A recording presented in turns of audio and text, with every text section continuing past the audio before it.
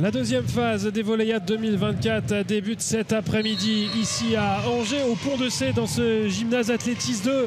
Et ce terrain principal auquel on s'intéresse, que l'on va suivre tout au long de ces 3 jours. Priorité aux filles aujourd'hui, les garçons, vous pourrez les suivre dès demain. Et puis dimanche, pour le grand feu d'artifice, les finales, on aura les filles, on aura les garçons. Alors on va rester très simple dans ce qu'on va suivre cet après-midi. C'est une poule de brassage. On recoupe les poules pour essayer d'avoir des quarts de finale les plus justes possibles. Pour être très précis, on est dans la poule L, celle où l'on retrouve l'équipe PACA 2, l'équipe des Hauts-de-France 2, deux équipes qui sont sur le terrain en train de s'affronter. Vous n'avez pas raté grand-chose du début de ce match. Et puis on retrouvera dans cette poule également l'équipe Auvergne-Rhône-Alpes 1 et Île-de-France 3 qui se sont qualifiés. PACA en maillot orange, Hauts-de-France 2 en maillot rouge et bleu pour la libéraux, bleu et rouge pour les joueuses de champ. Et puis avec nous une consultante VIP, Pascale Bonhomme. Quel plaisir de vous retrouver pour vivre ensemble ces Volleyades. Plaisir partagé, Julien, merci beaucoup. On a loupé la belle série de la numéro 4, Émilie Chivot, qui était au service pour PACA 2. Alors si vous nous avez suivis tout au long de la matinée, vous avez déjà vu 2 fois les Hauts-de-France 2 qui sont brillamment sortis de la poule en éliminant le Grand Est en début d'après-midi. Et puis cette équipe PACA 2 que l'on va découvrir, entraînée par Violaine Respo, une équipe qui a priori nourrit certaines ambitions quand on sait que la Côte d'Azur et PACA réussissent souvent très bien en Volleyades. Voilà. Par contre, il risque quand même d'avoir un petit obstacle en face parce que les Hauts-de-France, c'est aussi une très belle sélection qui présente souvent de très bonnes joueuses. Donc ça va être un match très équilibré puisqu'on chaque équipe présente quasiment la même moyenne d'âge puisque chaque équipe a 3 filles de première année et toutes les autres sont de dernière année. Donc ça pourrait être très intéressant comme opposition. Un petit mot sur le corps arbitral, comme ça ce sera fait. On ne les oublie pas évidemment, les jeunes arbitres. Noé Padjanian de l'île de la Réunion qui est numéro 1 sur ce match. Et puis Lénie Chafajoli de la Ligue Auvergne-Rhône-Alpes qui officie en tant que deuxième arbitre. C'est important de le signaler. Et puis on verra un petit peu comment ils officient, comment ils pilotent leur match. On sait que c'est jamais simple quand des jeunes arbitrent des jeunes, surtout quand les staffs sont seniors et qu'ils peuvent avoir un petit peu plus d'expérience. Oui, tout à fait. Bon. Moi, avec l'expérience que j'ai eue un petit peu à La Réunion, je peux dire que Noé est un très bon arbitre, qu'il a une très très grande expérience sur l'arbitrage. Il vient de la ville de Saint-Denis de La Réunion, donc la capitale de La Réunion. Un très gros club aussi formateur, donc voilà, je ne doute pas qu'ils prennent les meilleures décisions pour ce match. Absolument, et on va retrouver au service Inès Lupino, la passeuse et capitaine de cette équipe Provence-Alpes-Côte d'Azur 2. Ouais, sur la libéraux des Hauts-de-France. On trouve l'attaque au poste 4 qui fait mouche. C'est Lina Barca du club de Marignane qui inscrit ce point pour Provence-Alpes-Côte d'Azur 2. On va dire PACA 2, hein, ça ira peut-être plus simple. Beaucoup plus simple, beaucoup plus rapide. Alors, PACA 2 qui mène 5-3. Score, voilà, 5-3. On est toujours sur des matchs en 2-7 gagnants. On est dans une poule de brassage, hein. C'est-à-dire qu'on conserve les résultats obtenus contre les équipes dans la première poule et que l'on joue contre les 2 autres équipes. Donc PACA 2 par exemple va jouer Hauts-de-France 2 cet après-midi et ils joueront Île-de-France 3 demain matin. Ce sera sur un autre terrain parce que nous on basculera sur les M15 garçons demain matin. Mais voilà, pour que vous puissiez un peu situer l'objectif vraiment de ces phases de poule, c'est d'arriver à une phase à élimination directe, des quarts de finale vraiment les plus équilibrés possibles. Michel Cozy nous l'expliquait hier soir. C'est pas simple de savoir quelle est la valeur des équipes. Et l'objectif, c'est d'avoir vraiment les 8 meilleures équipes en quart de finale. Dire que le Grand Est a fini 4e l'an dernier, vous voyez, ils sont déjà sortis en fait du tableau principal de génération en génération. La force des régions peut aussi évoluer. Ouais. On peut vraiment anticiper par rapport aussi aux années, enfin des premières années ou des deuxièmes années de chaque sélection. Donc on peut anticiper par rapport à ça. On va revenir un petit peu au match parce qu'on vient d'assister à une très grosse défense de la numéro 8, Charline. Issu du club de Fréjus, mais ça n'a pas fait mouche, comme tu dis, Julien, pour son équipe, même si c'était un très beau geste. Et on va retrouver au service Annabelle de Prister, que vous avez vu à l'œuvre en début d'après-midi, qui a fait un très bon match face au Grand Est. L'une des attaquantes prioritaires de cette équipe qui, là, va à la faute au service. On l'a dit, on l'a répété avec les consultants précédents, Pascal, la phase de service-réception sur ces catégories est primordiale. Surtout chez les féminines, parce que souvent un très très bon service avec un filet assez bas, donc qui arrive assez vite. En général, la vitesse de balle sur les services à ce niveau-là, c'est entre 40 et 50 km/h. Hein. Quand on utilise un radar, c'est à peu près ça. Pour revenir un peu sur Madame de Priester, Mademoiselle de Priester, son papa, c'est peut-être pour ça aussi qu'il a fait un bon match, est issu du volley, il est cadre d'un comité départemental depuis des années et des années. Et, je pense qu'il a bien inculqué les bases techniques, donc je le salue. C'est vrai qu'on retrouve dans ces catégories pas mal de jeunes qui ont commencé le volley très tôt, hein, très performants. C'est un petit peu les deux profils, si on dégage les profils types, les jeunes joueurs très bons, très techniques qui ont commencé très tôt, et puis les grands gabarits qu'on a identifiés et qu'on essaye d'amener vers le haut niveau parce qu'ils ont des prédispositions physiques, mais qui sont plutôt primo-débutants quand on parle de volley. Voilà. Ça agace souvent un petit peu quand on dit qu'au volley on cherche des grands, mais c'est un peu comme en natation, hein, pour être performant, on cherche aussi des grands pour toucher plutôt aussi la ligne. Mais l'idée c'est qu'on amène des grands, enfin en tout cas on leur apprenne à jouer au volley, mais on n'oublie jamais les potentiels techniques parce qu'on en a besoin, parce qu'une équipe c'est aussi constituée de qualités multiples. Donc on ne peut pas avoir une équipe que de très grands sans avoir des super potentiels techniques. Ouais, surtout que, alors c'est pas forcément l'expert qui parle, mais quand on est très grand, très jeune, on a aussi un peu plus de mal à maîtriser son corps, la coordination. Il y a beaucoup de choses qui peuvent se développer un peu sur le tard avec des grands gabarits, alors que les petits gabarits ont des fois plus de facilité. On l'a vu sur le fond de jeu ce matin, les gabarits avec un centre de gravité plus bas sont plus à l'aise sur ces phases où il faut vraiment descendre sur les appuis. Et souvent les petits gabarits, c'est aussi des gens qui ont commencé le volley beaucoup plus tôt. Et souvent les grands gabarits ont été un peu récupérés ou identifiés un peu tardivement, donc il faut que tout le monde ait sa chance. Allez, pendant tout ce temps, on est à 9-5 pour l'équipe PACA 2. On a vu un premier temps mort de Sylvain Bouteleux qui voulait un petit peu essayer de remettre de l'ordre dans la maison, essayer de trouver des solutions en réception. Et on retrouve sa centrale Patricia Nguetcha au service. Avec un bon service, un ballon rendu. C'était pas optimisé ça de la part de Mila de Frey. Une défense gardée, même s'il faut aller la chercher, mais sur une très belle attaque puissante de la centrale du PACA 2.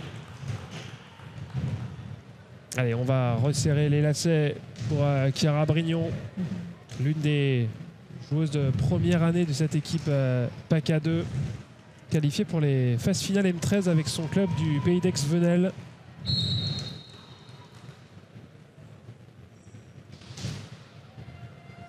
Service de Clara Nadal.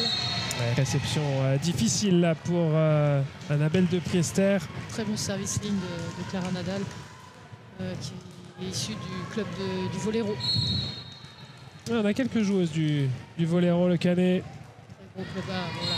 C'est souvent comme ça quand on fait, on fait un compliment à une jeune fille. Derrière, voilà, c'est aussi la jeunesse qui parle. C'est la régularité au service, mais aussi une très bonne joueuse, Clara Nadal. Oui, c'est un petit peu la règle qu'on se donne. On va s'éviter les compliments avant les actions, ça nous évitera les déconvenus. Et puis on va éviter les pronostics, puisque Kevin Leminter s'y essayait tout à l'heure avec peu de succès, puisqu'il avait parié la victoire du Grand Est avant le tie-break. Bon, malheureusement, en général, quand on se lance dans un prono, c'est souvent l'inverse qui se passe. Kevin qui est plutôt pour l'instant sur le secteur masculin, donc voilà, je pense qu'il aiguise un petit peu son expérience aussi sur le secteur féminin. Allez, on retrouve l'équipe PACA 2 au service, 5 points d'avance, 12-7 en faveur des joueuses de Violaine Respo. Très bonne réception de la libéro des Hauts-de-France. Attaque pied au sol de Léna Petit-Christori. Une bonne présence au filet d'Émilie Chiveau.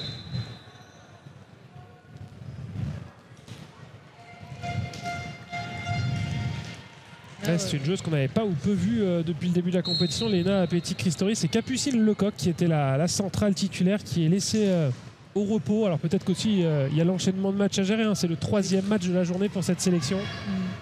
Une bonne gestion avec des coachs d'expérience entre Sylvain et Violaine qui ont été mis sur des équipes 2 mais qui apportent une énorme expérience sur ce groupe pour les faire monter en puissance. Oui, parce que mine de rien, on ne se rend pas compte, hein, mais si vous faites 3 matchs dans la journée et qu'à chaque fois vous allez au tie-break, ça fait 9-7 disputés sur une journée, ça fait aussi un petit peu de dépenses énergétiques. À cet âge-là où on est en pleine croissance, la gestion est vraiment importante, la gestion des efforts. Oh, le service qui tombe du bon côté du filet pour Léna Petit-Christori. Le club du VVC Wattignies.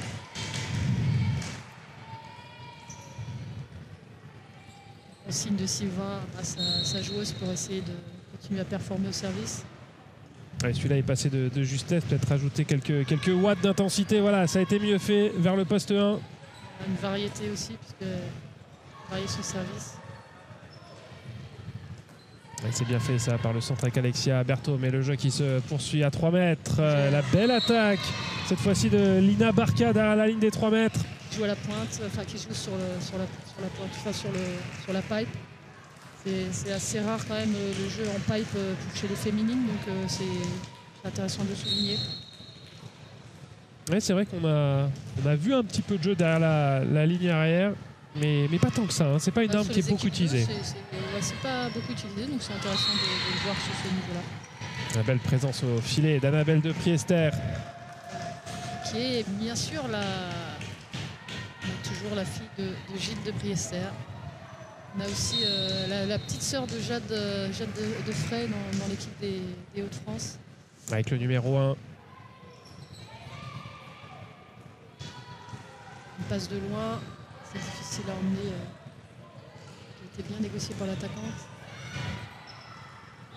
Et là, il y a eu un contact avec le filet par le dessous du filet pour Émilie Esquiveau. Alors pas forcément en retard, mais la défense n'était pas optimale sur cette attaque de Patriciane Guetcha. Progressivement, comme on l'a vu face au Grand Est, les Hauts-de-France qui grappillent point après point et qui reviennent désormais à 14-11. Très bon service de là-haut. Club de Istres qui permet... Désolé, c'est Yasmine pardon, qui était au service. Ouais, la petite passeuse qui est arrivée ce matin dans la peau d'une remplaçante et qui a fait sa place lors du deuxième set face à Île-de-France 3. Elle a disputé tout le match face au Grand Est et elle a convaincu Sylvain Bouteleux de la titulariser à nouveau pour ce match de brassage face à PACA. On dit souvent que les passeuses, en plus d'avoir une bonne qualité de passe, il faut qu'elles aient une bonne qualité de service. Et là, elle l'a prouvé en tout cas sur ce début de match. Ouais, et puis on en reparlera avec François de Tudy ce soir lorsqu'on évoquera le sujet de la détection. À très haut niveau, on va aussi attendre d'elles qu'elles soient présentes au bloc, oui. Ou en tout cas qu'elles existent au bloc. On peut avoir d'autres exigences en ayant la qualité de défense pour une passeuse, même si de plus en plus ces systèmes permettent aux passeuses de moins défendre. Mais voilà, souvent dans un collectif, en fait, on en a deux passeuses, une qui est plutôt le métronome qui est très régulière mais souvent pas très grande, et une passeuse de remplacement qui peut aider sur cette qualité de bloc. Mais c'est sûr qu'une passeuse qui a toutes ces qualités de service, de bloc et de qualité de passe fait d'elle une titulaire sur le tableau. Oui, tout ça pour dire qu'au top niveau international, évidemment, on cherche des joueuses qui ont toutes les qualités dans tous les secteurs, hein, même si c'est tout le boulot de la détection de trouver justement ces potentiels, ces profils. Mais dans l'idéal, alors on rentrera dans les critères qu'ont actuellement les personnes en charge de la détection nationale. On cherche aussi des passeuses qui ont une certaine taille, oui, pour pouvoir exister au niveau international. Mais ils nous le diront beaucoup mieux ce soir dans l'émission. Vous serez avec nous à n'en pas douter. Ouais. Après, il y a des systèmes qui peuvent s'adapter à des problématiques de taille, mais c'est sûr que si on a cette qualité-là, c'est un point faible en moins. Très bonne attaque du PACA. Ouais, la défense, un bras et un ballon qui va être rendu. Une balle placée de Clara Nadal. Pour l'instant, ça appuie pas beaucoup sur le ballon. Ah bah voilà. Dès qu'on appuie un petit peu, on met en difficulté l'adversaire. Voilà, une petite attaque en redescendant de Mila de Fray. Salue sa sœur Jade qui est passée par le Pôle France à Toulouse.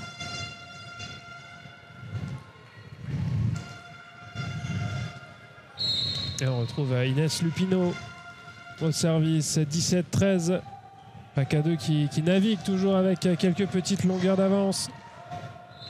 Une bonne réception des libéraux qui ne cherche pas le filet, qui permet à la passeuse de ne pas être en difficulté. Souvent quand la passeuse est arrière, on demande à la réceptionniste de garder un peu la balle pour éviter la difficulté avec le filet. Ouais, et puis Inès Lupino là, qui a montré de belles qualités en défense sur cette attaque grande diagonale, ce qui a permis à PACA de marquer ce 18e point et ce qui force Sylvain Bouteleux à prendre un deuxième temps mort. 18-13 en faveur de cette équipe de Provence-Alpes-Côte d'Azur.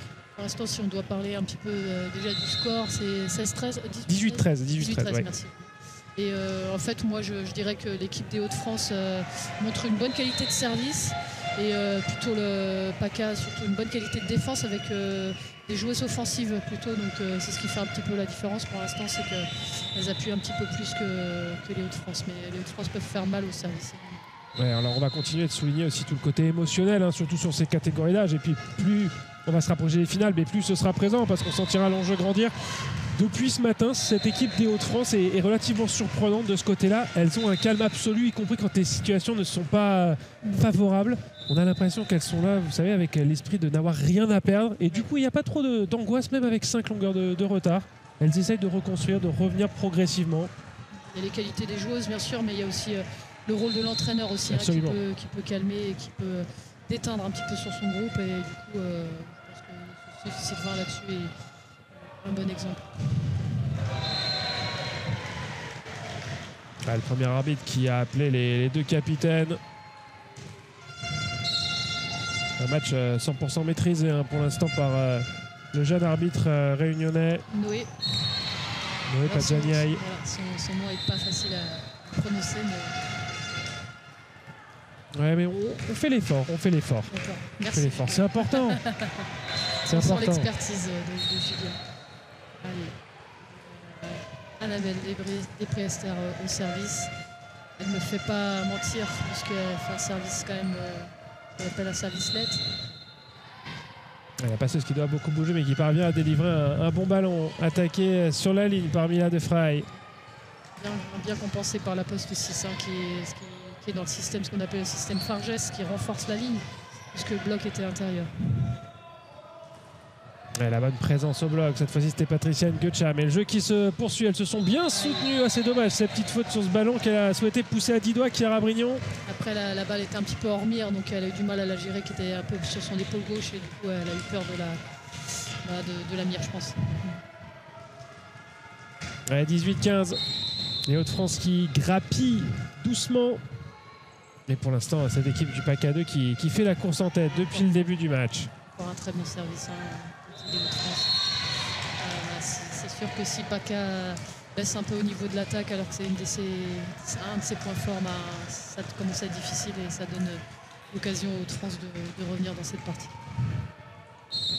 Allez, on retrouve Annabelle Despriester au service.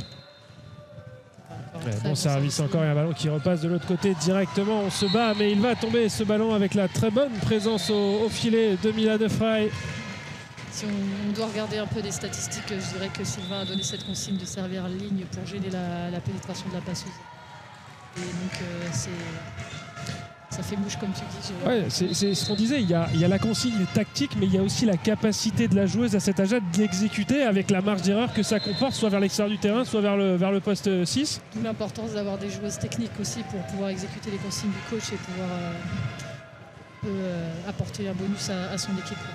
Ouais, cette fois-ci, c'est Violaine Respo là, qui est obligée d'interrompre le jeu parce que les Hauts-de-France sont de retour dans le match à 18-17. Un seul petit point de retard dans ce premier set. Alors qu'ils avaient au moins 3 ou 4 points d'écart. Hein, ouais, on était à 18-13 même. Je me souviens d'un moins 5 lors du temps mort précédent qu'avait pris Sylvain Bouteleux. L'importance que tu évoquais tout à l'heure sur la qualité de service. Hein, service-récep, c'est vraiment un rapport de force qui prédomine chez les féminines. Eh bien, on va continuer avec Annabelle Despriester. Est-ce que le temps mort du coach aura fait son effet? Absolument pas. Un très bon service réceptionné par Kelly Tari. Ouais, très très belle passe de relais de la part de la poste 6. C'est Charline du club de Fréjus qui a fait une très belle passe de relais qui a permis à son équipe de tourner, qui permet à son équipe de se soulager un petit peu parce qu'elle avait du mal à tourner, qui était restée sur la même position pendant un long moment. Et on va parler des filles d'eux. Kelly Tari, elle aussi, fille de Marie Tari. Peut-être. Ouais. Certainement, non, c'est sûr et certain, même fille de Marie Tari qui a longtemps été joueuse mais qui a aussi longtemps officié sur les bancs d'élite, de Liga. D'ailleurs, j'ai rencontré des collègues à elle de Tahiti, donc qui m'ont parlé d'elle, de sa carrière, qui sont venus, qui la connaissent un peu, qui la saluent. Et c'est aussi l'occasion, hein, ces volleyades de se retrouver entre techniciens année après année, ça crée des liens. Tout à fait. Oh là là, très très bon service. Voilà, si PACA commence à très très bien servir comme ça, je pense que ça pourra être que positif pour la fin de la partie. On rentre dans le money time, là c'est aussi une période très importante pour un entraîneur et pour une équipe de 20 à 25, là c'est ce qu'on appelle le money time. Donc c'est comme on disait, voilà, faire trop de compliments un peu en avance. Autant l'intensité semblait assez identique au service précédent, autant l'angle de décollage était peut-être un petit peu trop vers le ciel là. On a de la chance, toutes les bâches région Pays de la Loire, département du Maine-et-Loire sont restées accrochées. On peut être serein. Très bon service aussi. Aïe, aïe, aïe. Comme tu parlais là, du service sur l'angle, là elle a un peu tapé avec le poignet, on va dire, donc elle n'a pas pu coiffer ce ballon pour pouvoir le mettre dans le carré adverse. Ouais, et puis on va peut-être songer à un peu de coaching là du côté de PACA 2. Violaine Respo qui vient solliciter Thelma Alvax. On est à 19-21 là pour PACA 2. Qui touche le fil, mais le jeu qui va se poursuivre. Très bonne présence du libéro. PACA qui est obligé de rendre un ballon cadeau, ce qu'on appelle une free ball. Et encore une fois, la bonne défense de Kelly Tari. Belle défense qui permet, il faudrait que... Voilà, encore problématique, hein, cette joueuse en poste 4, la numéro 1, Mila, qui a tendance un peu à attaquer en descendant, du coup qui a du mal à appuyer sur le ballon. Très bon bloc de PACA 2. Ouais, sacré rallye là, qui tourne à l'avantage de la sélection PACA. Qui refait le trou, comme on dit, qui reprend un écart important, mais bon, à ce niveau-là et à cet âge-là, c'est jamais terminé. On preuve encore la qualité de service qui est importante pour finir dans ce money time. Et oui, Clara Nadal qui rate ce service, qui est déçu, mais c'est un peu différent. Au tennis, on a le droit de balle, et puis quand on s'appelle Nadal, on a peut-être un peu l'habitude d'un filet plus bas. Mais au volley, les règles sont toujours les mêmes. Hein. Même en catégorie M14 filles, un seul service autorisé, ce que fait très bien Mila Defray. Et là, elle n'a pas cette problématique de saut en retombant. Elle a une très bonne technique de service qu'il faudrait qu'elle arrive à intégrer un peu sur son attaque. Je pense qu'il faudrait l'aider un petit peu à faire un peu de service matché en éducatif pour l'aider un peu sur sa partie au filet. Pour ensuite transposer sur l'attaque ce travail-là. 22-21, et cette fois-ci, c'est une petite erreur de communication. Ou le bloc qui ferme pas bien la zone du poste 6, puisque les défenseuses avaient l'air quand même plutôt bien placées, mais a priori soit elles se gênent, soit il y a un problème de placement du bloc. Allez, 23-21, il est important ce service à venir de Chiara Brignon. Tout à fait. On va chercher peut-être à servir dans l'intervalle entre deux joueuses. Voilà. C'est encore mieux si vous arrivez même à communiquer avec la bande du filet. C'est pratiquement ingérable normalement, c'est la responsabilité de la joueuse qui est dans les 3 mètres. Hein. C'est la centrale qui devrait prendre ce type de ballon et se sentir concernée par la réception. Et ça fait une première balle de 7 pour PACA 2 dans ce premier set. Très bon service court qui empêche l'attaquante, la numéro 10, d'enchaîner à l'attaque. Donc là, il y a une très bonne gestion du service sur fin de set pour PACA 2. Ouais, et puis Alexia Berthaud là, qui s'est retrouvée au poste 4 alors que c'est une centrale. Elle a un petit peu forcé son geste. 25-21 en faveur de PACA 2 dans ce premier set. On vit les poules de brassage. Alors c'est la poule L, ça ne vous dit pas grand chose. L'idée c'est de trouver les affiches des quarts de finale et des matchs de classement pour demain. Petite page dédiée aux partenaires des Volleyades et on se retrouve ici à Pont-de-C d'ici quelques secondes. À tout à l'heure, Jules.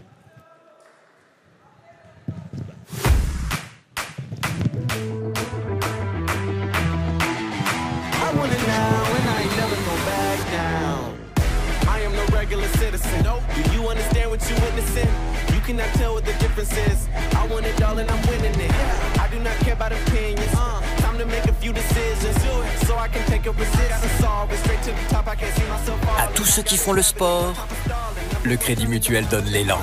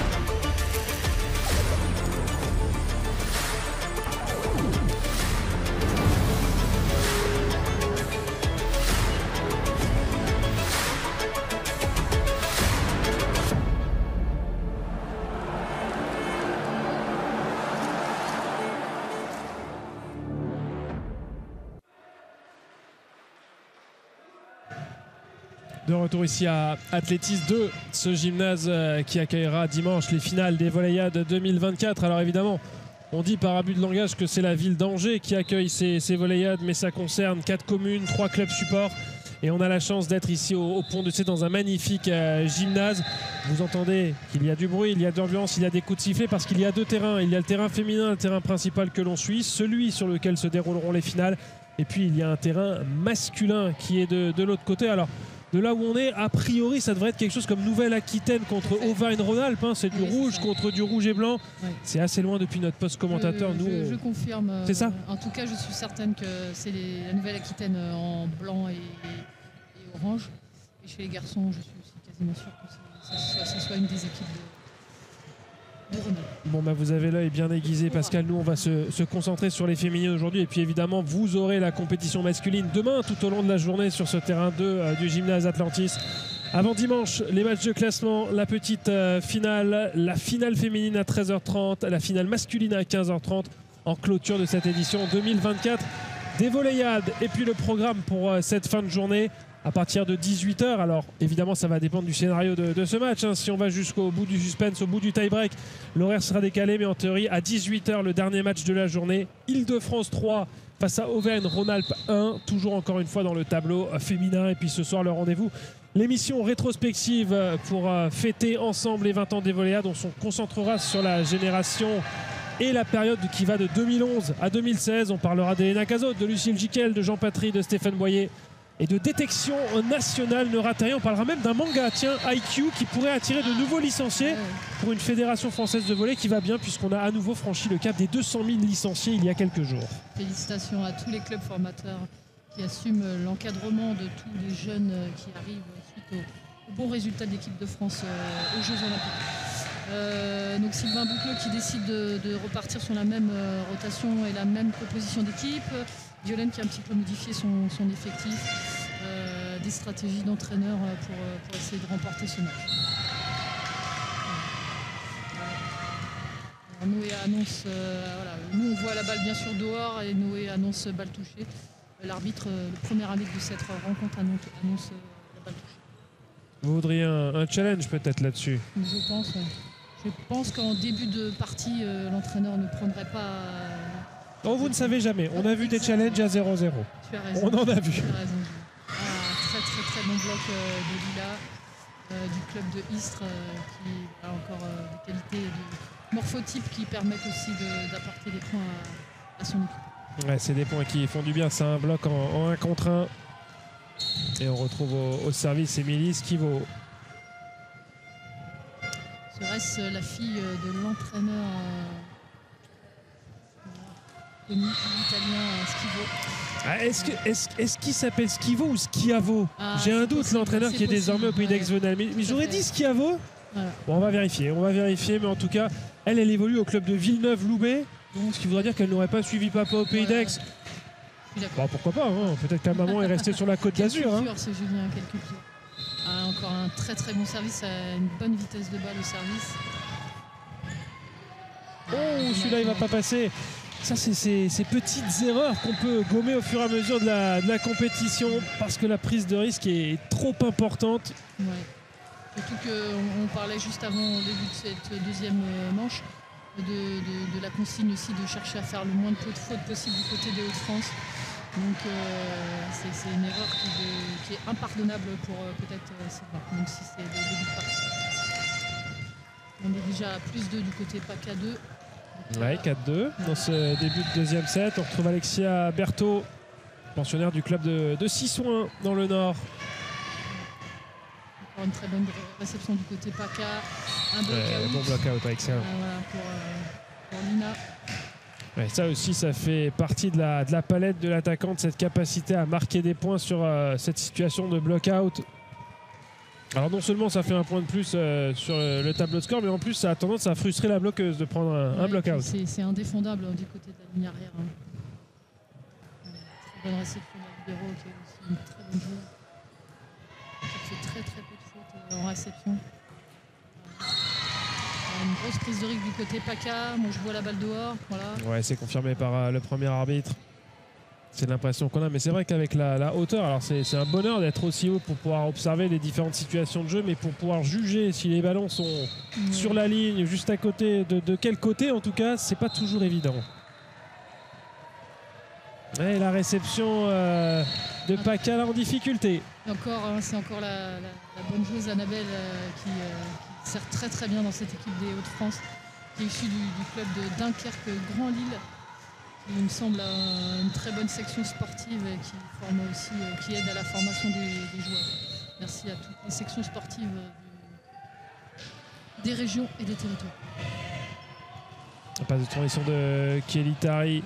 On essaye toujours, lorsqu'on est dans des situations compliquées, de lever un peu le ballon pour Lina Barca, qui est l'attaquante prioritaire, y compris sur des situations un petit peu mini. Je crois que du côté des Hauts-de-France, on n'est pas allé au bloc. Du coup, ça a été très problématique pour la défense aux arrières. Que la balle, du coup, a été un peu piquée et difficile de défendre quand il y a pas de bloc. 6-4 en faveur de cette équipe 2 de la Provence-Alpes-Côte d'Azur. Loin du fil, là, donc difficulté pour la passeuse. Oh, elle s'en sort bien. Elle s'en sort bien, la Charline Malleuse, parce que cette passe de transition était très intérieure et elle avait un double bloc face à elle. Ouais, de mettre un bloc out quand le ballon est aussi intérieur, c'est une bonne capacité, une technique, un bon savoir-faire. Bravo à elle. Et ça fait 7-4, 3 petits points d'avance pour PACA 2. Grosse prise de risque service avec un peu ça un petit peu trop sur rotation au niveau du service, du coup qui a mis la balle dehors sur la ligne de côté. Au niveau du score, on est à 5-7, donc c'est toujours PACA 2 qui mène. Et on retrouve Patricia Nguetcha. Les petits airs de Leandra Olinga sur chez cette centrale des Hauts-de-France. Je pense que je suis assez d'accord avec ça. Leandra était en minime, il ressemblait beaucoup à une passe un petit peu encore intérieure, mais là on a cherché la feinte derrière le bloc. Ouais, attaque à 3 mètres. Une pipe. Encore une fois de l'autre côté du terrain cette fois-ci. Mais le ballon un peu dans le fil pour la passeuse, donc difficulté à la garder au filet. Donc pour l'instant on cherche un peu de stabilité pour pouvoir finir le point. Ouais, c'est une belle ligne, ça a trouvé par Mila De Frey. Bravo à cette joueuse aussi qui a de nombreux savoir-faire. Ouais, c'est rare parce que dans un même point, on a vu 2 attaques en pipe, une de chaque côté. Ça devient intéressant de multiplier les combinaisons comme ça, y compris avec une joueuse qui est sur les lignes arrière. Alors souvent, on utilise la pipe de réchappe, ce qu'on appelle la pipe de réchappe. Quand on a du mal à défendre, qu'on a le ballon, la passeuse qui est un peu loin, on donne un peu à la pipe pour pouvoir éviter des fautes de ballon qui pourraient couper le filet et amener l'attaquante à une entorse. Donc, voilà. Mais c'est une bonne gestion des joueuses de gérer une balle aux 3 mètres. Ouais, la belle défense un bras là, de Anna Edoshi, capitaine de cette équipe des Hauts-de-France. Encore une pipe de réchappe. Bon là, un peu difficile qu'elle est un peu sous la balle, donc du mal à pouvoir la mettre dans le terrain. Donc il faut qu'elle reste un peu plus derrière sa balle. Quand on a des ballons comme ça loin, il faut rester derrière son ballon pour pouvoir travailler un peu le ballon, lifter la balle. Ouais, pour l'instant, Violaine Respo qui est obligée d'interrompre le jeu d'un temps mort demandé. 7 partout, les Hauts-de-France sont de retour. Alors que vous voyez, ce match qui se déroule sous les yeux du président de la Fédération française de volleyball, Eric Tanguy. Le secrétaire général est également présent, Sébastien Florent. Et puis les différents élus qui vont tous converger vers Angers en vue d'un conseil d'administration qui va se dérouler en marge de ces volleyades. Mais aussi bienvenue à Eric Tanguy. Ouais, il y aura aussi c'est un grand week-end de volley. Vous savez, ce soir, il y a la finale retour de Liga féminine. Dimanche après-midi, la finale retour de Liga masculine. Et puis à la fin du mois d'avril, tous les joueurs professionnels vogueront vers leur sélection nationale en vue des échéances estivales. Belle saison à tous. Retour sur le jeu avec service de Patricia de Villers-Cotterêts, aussi un très très bon club formateur qui va très souvent au championnat de France UNSS. Et la bonne réception, cherche en 2, mais c'est bien défendu, ça encore une fois par les Hauts-de-France. qui essaye de passer par le centre avec une attaque un petit peu forcée là pour Léna Petit-Christori. C'est difficile, hein, les ballons qui arrivent de derrière, hein, quand la passeuse est loin du fil et que la centrale doit... Donc elle s'ouvre un tout petit peu plus vers la passeuse pour pouvoir gérer ce ballon. Mais voilà, elle a tenté, on ne peut pas lui en vouloir. Il y a, je crois, 8-7 ou 9-7. On n'est pas trop bien avec... Oui, c'est vrai, parce qu'il y a un petit malin qui a posé une gourde juste devant le scoreur. Mais on va très rapidement trouver la solution. Et puis surtout, il y a certainement une des équipes qui, à un moment donné, va franchir la barre des 10. Ce sera plus simple à suivre. Ouais. J'ai bien l'impression que ça fasse 8 partout pour l'instant, avec mes petits yeux qui regardent à travers la gourde. Un petit peu mieux placé que moi, je pense que c'est comme le volley, tout est une question d'angle en fait. Allez, on retrouve les Hauts-de-France au service avec Mila Defray. Bon service, ça se bagarre au-dessus du filet. Encore un ballon très inter, bien défendu par Mila Defray. Il a pointu, pareil, pas d'engagement. Elle devrait encore prendre un petit peu plus de temps pour s'engager dans la balle. Elle tape encore en descendant, elle est un peu trop près de son ballon, du coup elle la met dehors. Il devrait y avoir 9-8 du coup. Absolument, ça y ressemble grandement au moment où Chiara Brignon est en train de servir pour PACA 2. La bonne présence au bloc, mais franchissement pas suffisant de la part d'Elemi Schifo.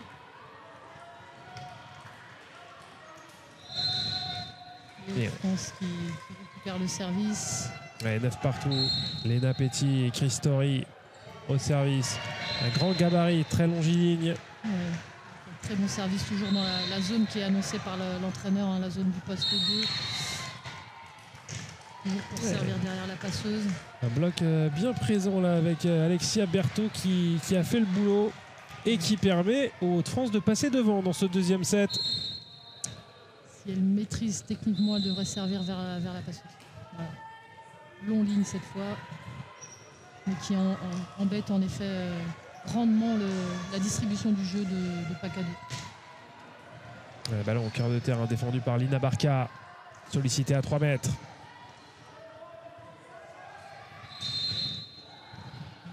Beaucoup de jeux en poste 4 en ce moment parce que difficulté à amener le ballon proprement sur la passeuse. Du coup, peu de jeux au centre. C'est en effet le poste qui est un petit peu difficile. Hein. Il y a beaucoup de joueuses qui ne veulent plus jouer au centre parce que peu de ballons, mais c'est un rôle très très ingrat bien sûr, mais très important hein, pour placer déjà la défense. C'est un jeu où il faut une grande lecture du jeu adverse. Oui, et puis pour certaines filles, on a parlé de filles qui étaient qualifiées en finale de Coupe de France M13. Oui. C'est un rôle assez nouveau de passer du 4-4 au 6-6 et si on schématise, c'est un peu le poste de central qu'on rajoute à ce moment-là. Ça peut être ça, mais souvent dans le jeu 4-4 quand même, quand on a des grands gabarits, on les met soit passeuses centrales et de plus en plus on utilise le jeu à deux bloqueuses au filet maintenant. Avant on faisait faire au central des déplacements de droite-gauche, ce qui est de plus en plus difficile, mais quand même sur le jeu à 4, on forme pas mal de centrales au jeu au filet, parce que c'est aussi une grande réussite au filet d'avoir des grands gabarits. Mais c'est vrai que c'est souvent le rajout, le poste de central pour le jeu à 6. Allez, on se partout dans ce deuxième set. On va retrouver Émilie Schifo au service. Très bon service, une très bonne réception du côté de Hauts-de-France, avec une grosse attaquante de Hauts-de-France qui a quand même beaucoup de ballons. Et une faute de filet sifflée par la deuxième arbitre. Un point qui va être donné aux Hauts-de-France. Coup de sifflet de Lénie Chafajoli, deuxième arbitre de cette partie. Et ça fait 12-11 pour les Hauts-de-France. Alexia Berthaud du club de Cissoin. Renversement en 2 et ouais, un peu prise à défaut là, Alexia Berthaud sur son placement défensif. C'est une centrale, hein, c'est pas forcément son... Alors non, centrale non, elle était centrale ce matin, elle joue plutôt pointue là, si je fais les bons calculs, parce que la libéro est sur le terrain, elle est aussi sur le terrain.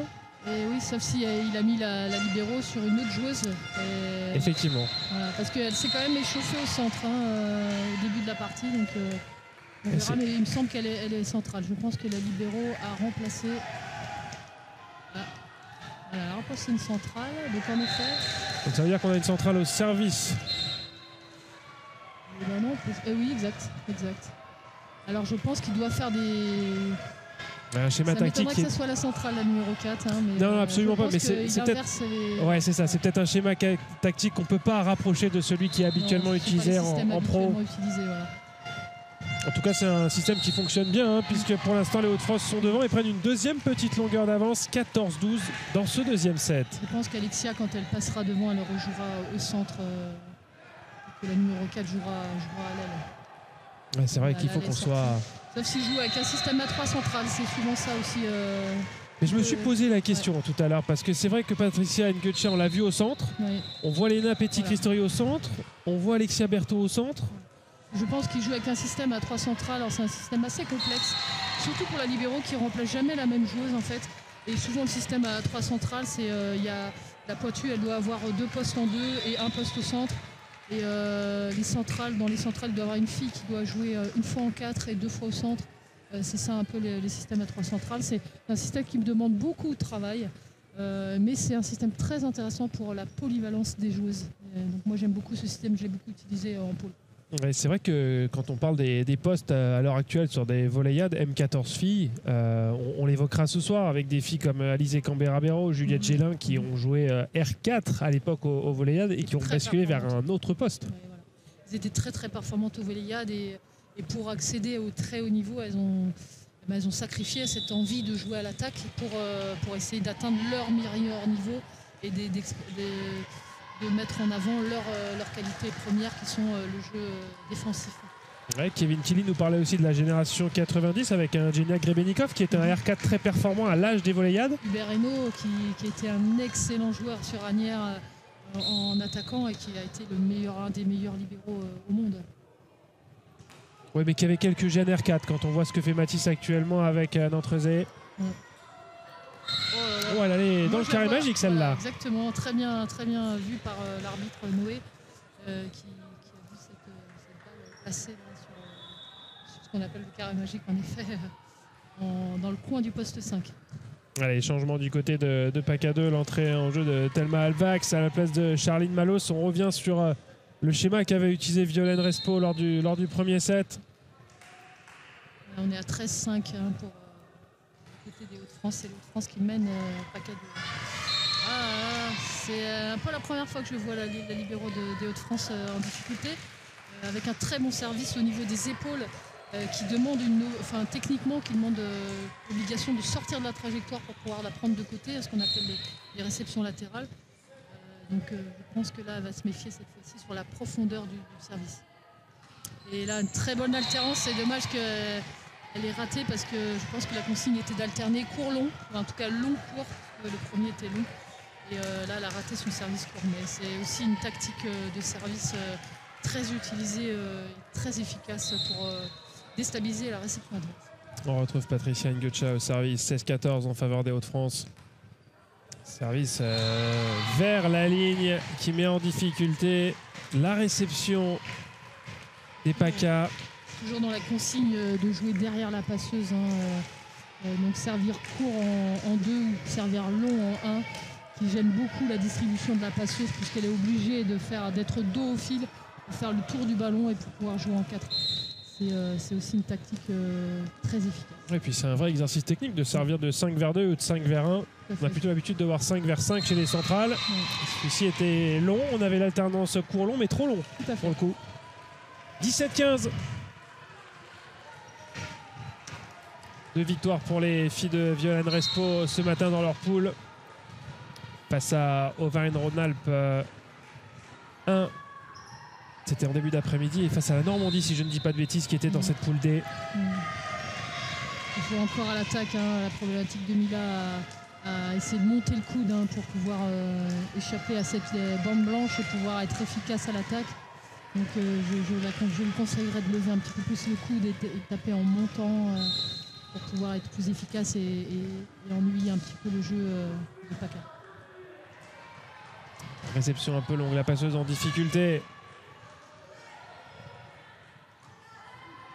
Et la bonne défense. Très bonne deuxième main de la passeuse Mais Elle est vigilante la passeuse de PACA. Elle a montré ses qualités défensives aussi. très bien placé Inès hein, pour pas se faire avoir sur la deuxième main de la passeuse de Hauts-de-France.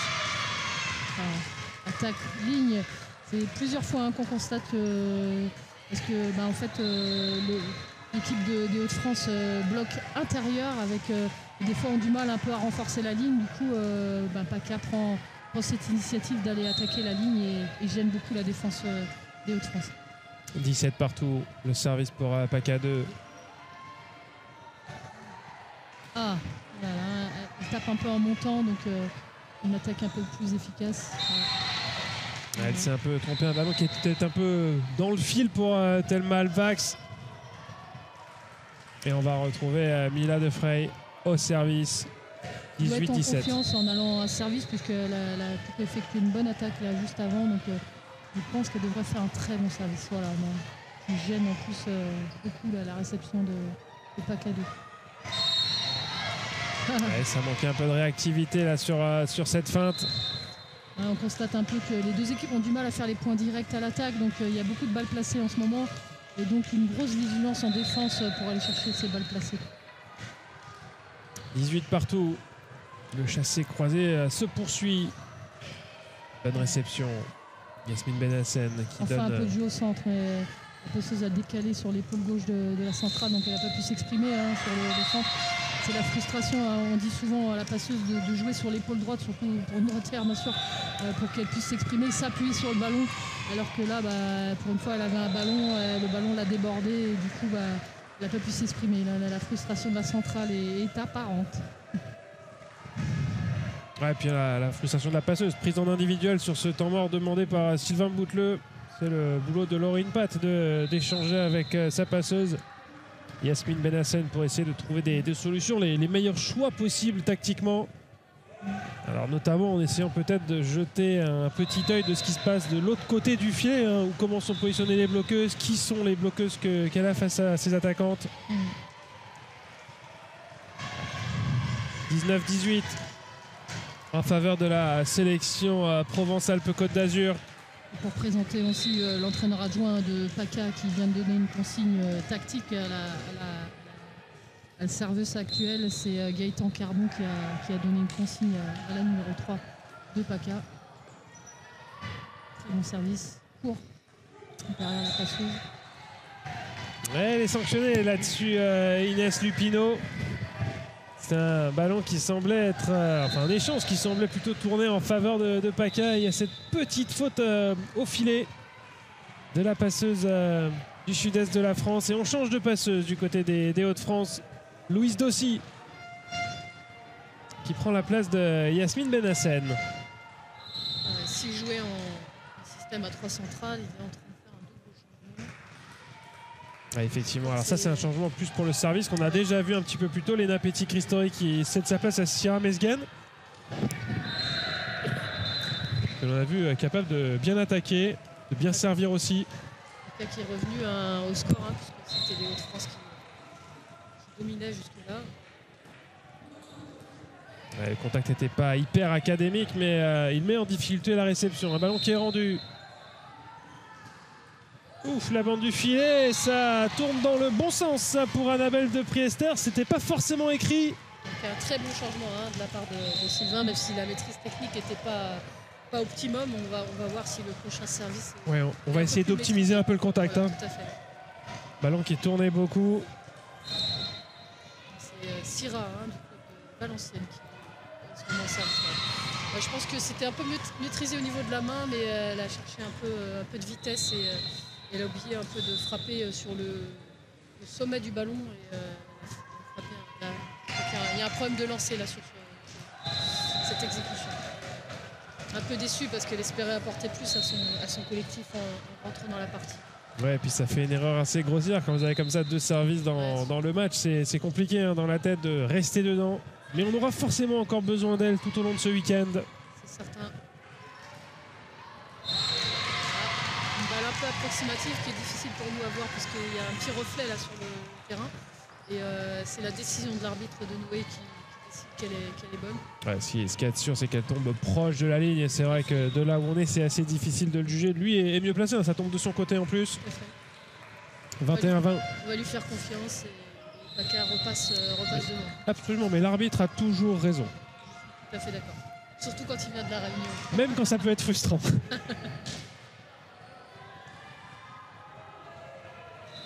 Et la passeuse qui se mue en attaquante sur cette position avec ce système à 2 passeuses. Et ça qui a quand même un côté préférentiel à attaquer ligne. Elle aime bien un petit peu déboîter et attendre que le ballon arrive sur son épaule droite pour aller chercher la ligne. Elle fait beaucoup de points sur la ligne en ce moment. Et très efficace à l'attaque pour l'équipe de Paca. Et deuxième temps mort pris par les Hauts-de-France, puisqu'à 22-20, il va pas falloir trop tarder pour réagir. On a essayé des choses, hein. On a changé la passeuse, on a essayé de changer quelque chose sur une rotation au service. Pour l'instant, c'est difficile, ça doute un peu en ce moment parce qu'elle menait quand même sur Paca, donc elle a l'espoir un peu de dominer sur cette deuxième manche, mais voilà, le doute s'installe. Il va falloir sur cette fin de match, sur ce money time, trouver une solution là, du côté des Hauts-de-France pour pouvoir basculer et renverser la situation. Sinon, Paca gagnera encore une fois cette partie. Ouais, absolument. 22-20 en faveur de Paca, que l'on va retrouver au service avec Thelma Alvax, licenciée au Pays d'Aix-Venelle Volleyball. Très très bon service qui arrive à hauteur d'épaule sur la réception des Hauts-de-France. Ouais, la bonne présence en défense. Ouais, ce ballon qui est poussé vers le poste 1. Alors moi, j'avoue que je la voyais dehors, mais bon, on va laisser Noé prendre sa décision, qui permet aussi de relancer le match. Donc, vous savez comment ça se serait passé sur un challenge? L'écrasement du ballon, pas d'espace entre le ballon et la ligne. Point pour Hauts-de-France. Ça fait 22-21. Encore une fois, Inès qui attaque la ligne, mais cette fois avec un peu moins de puissance, du coup elle ne fait pas le point. Très bonne passe, parce qu'elle était un peu en difficulté, la passeuse de Paca. Et une finition avec le point fort de Paca qui est l'organisation offensive. Je trouve que cette équipe de Paca pour une équipe 2 est absolument intéressante au niveau du filet. Une qualité offensive un petit peu au-dessus de Hauts-de-France pour l'instant. Mais tout peut se passer sur cette fin de Ouais, 23-21, ouais, ça va se jouer à un service, à une réception cette histoire, ou à un ballon dehors. Celui-ci est hors des limites du terrain. C'est dommage parce que c'était très bien de jouer au centre. Il y a un petit peu une surrotation sur l'attaque de la numéro 11, Alexia Berthoud, qui n'a pas fixé son épaule gauche, du coup qui a mis le ballon dehors. 3 balles de match pour Paca à la bande du filet qui va aider. Oh, et la faute dans la bande du filet. J'ai cru que ce ballon était en vie, mais c'est bien Paca 2 qui s'impose dans ce premier match de la poule L de cette phase de brassage. 2-7-0. Alors on a vu une équipe des Hauts-de-France combative, mais une équipe Paca supérieure globalement, notamment sur le secteur offensif. Moi, je pense aussi que les Hauts-de-France ont fait plus de fautes que sur le set d'avant et qui n'est pas habitué à faire autant de fautes et qui a permis du coup à Paca de remporter cette partie. Donc, voilà, tant pis, c'est un peu dommage du côté des Hauts-de-France, mais les Paca 2 confirment son bon début de compétition et devrait encore placer cette équipe, sa deuxième équipe dans le haut du tableau des Volleyades. Oui, parce qu'a priori, on va parler désormais du top 8, si je ne dis pas de bêtises, avec les équipes qui sortiront premières de cette phase de brassage. Il nous reste un dernier match à vivre pour cette première journée des Volleyades ici à Angers, au Pont de C pour le gymnase en particulier. Ce sera à partir de 18h. Île-de-France 3, notre équipe surprise de ce matin de la poule E qui a fini première de cette poule, qui recevra sur le terrain qu'elle connaît désormais, l'équipe Auvergne-Rhône-Alpes 1 qui est sortie deuxième de sa poule et que l'on découvrira à partir de 18h. Et puis ce soir, l'émission, le deuxième volet consacré à la période 2011 à 2016 pour fêter ensemble les 20 ans des Volleyades. On se retrouve juste avant 18h pour le dernier match de cette première journée. A tout de suite.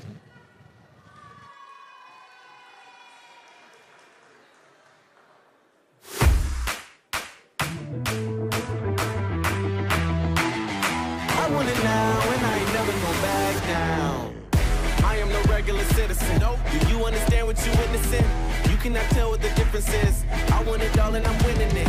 I do not care about opinions. Time to make a few decisions. So I can take a resistance. Solve it straight to the top. I can't see myself À tous ceux qui font le sport, le Crédit Mutuel donne l'élan. falling down when I ain't never go back.